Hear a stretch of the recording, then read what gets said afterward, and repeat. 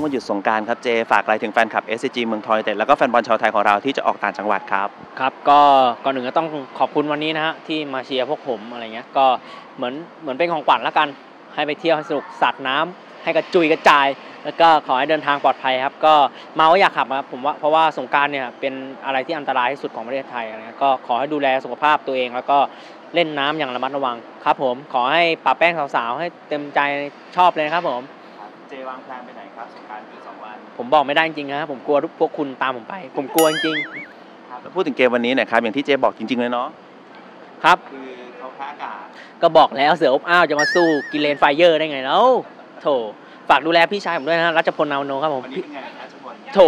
แหมไม่น่าเชื่อว่าจะต้องไปอำเภอตอนแก่ครับผมไปทำอะไรครับไปแจ้งเกิดไงครับ